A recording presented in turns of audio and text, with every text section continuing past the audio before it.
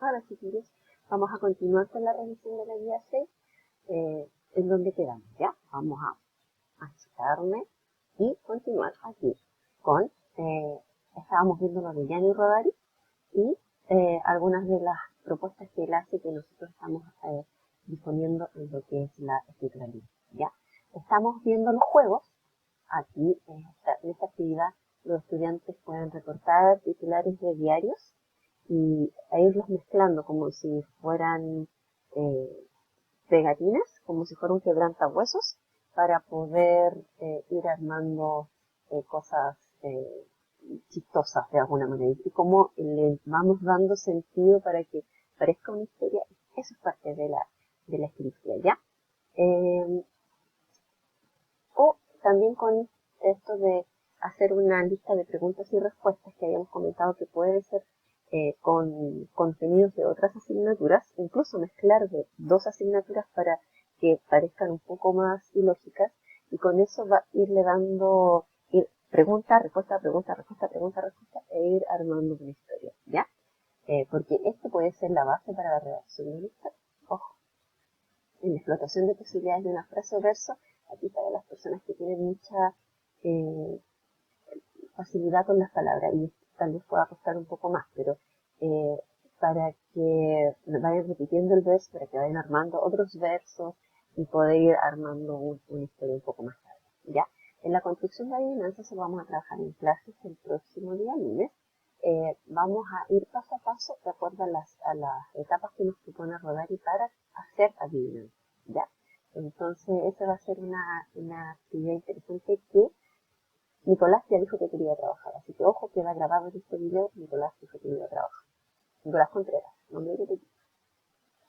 Juego con los cuentos. Este es interesante porque cuando ya tenemos cuentos que conocemos de memoria y ya no es cómo darles más vuelta, podemos jugar a equivocar historias, por ejemplo, ¿ya? Entonces vamos a tratar de cambiar algo de los personajes de la historia, para que sea de verdad una historia equívoca, ¿ya? Vamos a poner una palabra extraña dentro de la serie. Por ejemplo, aquí les pone el ejemplo de Ositos de Oro, por ejemplo, el ejemplo, y agrega la palabra o el concepto o el objeto máquina de escribir. Entonces, cuando los niños vayan contando su historia, tienen que incorporar este objeto dentro de la narración de su texto. Los cuentos al revés, darle vuelta a cierta historia, como por ejemplo la Caperucita Roja es la mala y el lobo es el bueno. Ahora, ¿qué sucede después? Por ejemplo, continuar ciertas partes de cuentos. En este caso nos pone la idea de que Pinocho, una vez que ya termina la historia, se devuelve a buscar el tesoro que había encontrado en la guatita de la ballena, ¿ya? O una ensalada de cuentos. Aquí mezclamos lugares, objetos, personajes, situaciones, las mezclamos de distintos cuentos y tenemos uno de cada uno y vamos mezclando. Una verdadera ensalada, ¿ya? O plagiamos cuentos. Aquí copiamos la estructura, por ejemplo, la niña que va al bosque, le pasa, pero utilizamos otros personajes o inventamos otros personajes, ¿ya? Entonces usamos la estructura y creamos un nuevo cuento, ¿ya? Esto de las funciones de prop que habíamos visto que era muy esquemático. A través de las funciones de prop nosotros podíamos inventar casi cualquier historia y revisar cualquier historia de la literatura, cualquier cuento, cualquier fábula, e ir viendo cómo se podían ir cumpliendo cada una de estas partes, ¿ya? Y cómo eso nos iba a dar una historia fantástica, por ejemplo, porque por lo general aquí habla de poderes mágicos, ¿ya?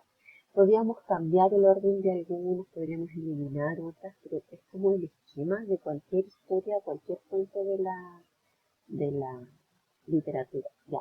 Cartas en cartulina. Esto, con cartas en cartulina se refiere a cartas tipo naipes, no a cartas de saludo, de cumpleaños, de mensajes, ¿ya?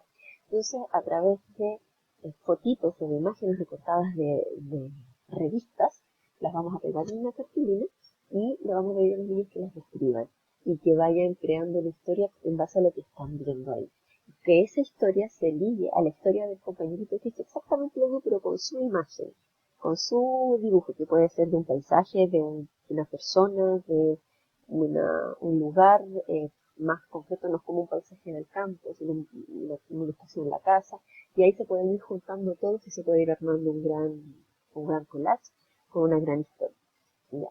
Las fábulas en clave obligatoria, aquí donde les cambiamos también ciertas situaciones, pero aquí es a fábulas, no es a cualquier historia, ¿ya? También aprovechar los cómics. Los cómics, como ya los conocemos algunos personajes, por ejemplo con Dorito, aquí cambiarlo y redactar la historia. No en formato de cómic, sino en formato de prosa, ¿ya? O al revés, por ejemplo, tomar Papilucho y que es una historia de prosa, ¿cierto? Y transformarlo en formato cómic. La resta fantástica es interesante porque nos propone qué haríamos, qué pasaría en el caso de que fueran desapareciendo objetos del mundo, de nuestro mundo cotidiano. Cosas tan cotidianas con las que tal vez nosotros no podríamos vivir, como por ejemplo el azúcar. Entonces el azúcar desaparece y va empezando a desaparecer otra cosa, y van empezando a desaparecer más y más cosas que nos van poniendo nosotros en aprietos y tenemos que resolver o describir esas situaciones, ¿ya? Y aquí podríamos también agregarle algo matemático y pensar, por ejemplo, en hacer desaparecer ciertos tipos de cosas.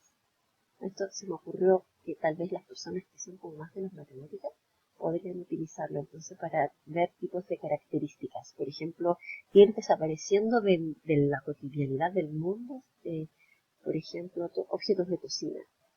Entonces, ¿cuáles son los objetos de cocina? ¿Por qué son objetos de cocina? ¿Qué características tienen que los convierten en objetos de cocina? Alimentos perecibles. ¿Y cuáles son los alimentos perecibles? ¿Qué características tienen? ¿Cómo nos afectarían en la vida diaria? Más que por el hecho de ir contando solamente la historia, o sea, no solo por eso, sino además para ir viendo características, cosas similares, cosas diferentes, y también lo vamos a ver un poquito más adelante, ¿ya?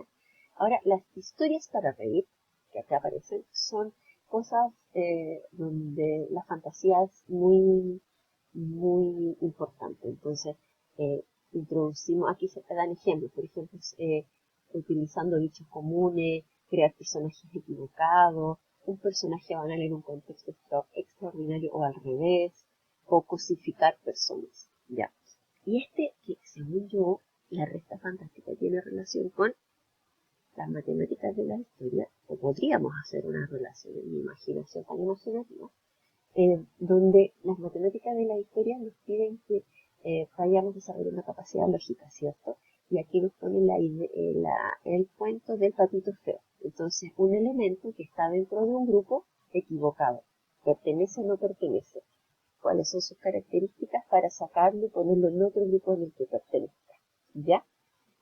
Y a través de esa descripción de características ir trabajando también la lógica y las matemáticas. Y ahí se me ocurre que podría relacionarse con lo que no sé.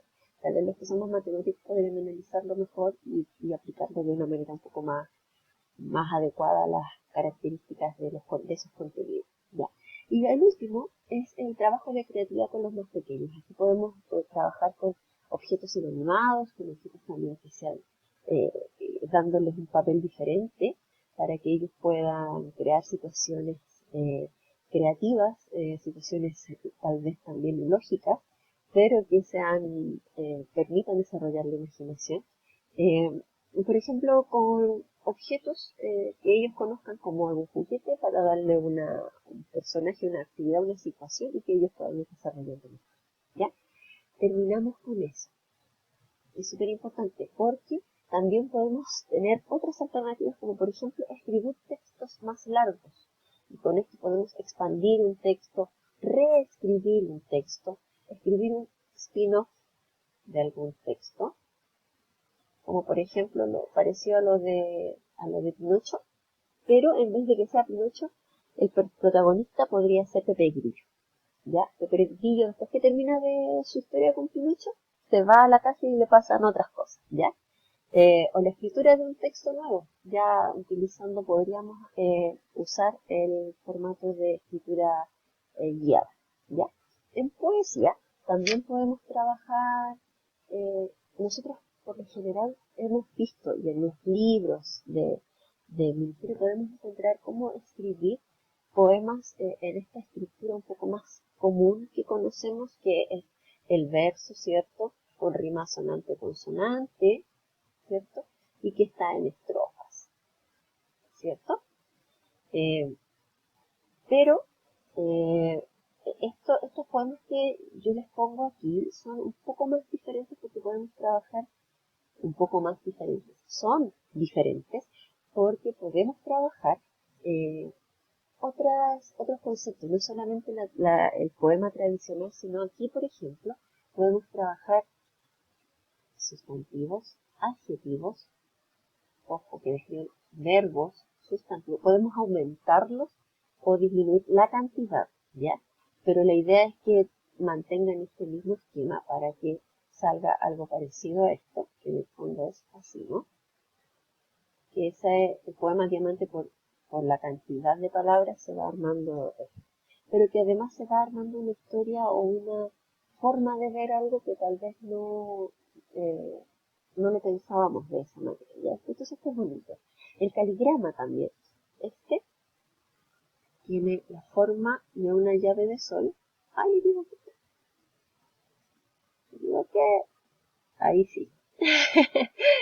Y dentro, de esta silueta que dibuja de la llave de sol, está escrito algo bonito. Por ejemplo, dice aquí, do, re, mi, fa, en mi música siempre estás, nunca te podré olvidar, en guitarra siento tu cuerpo, en los oídos tu voz y en mis ojos your love, ¿ya?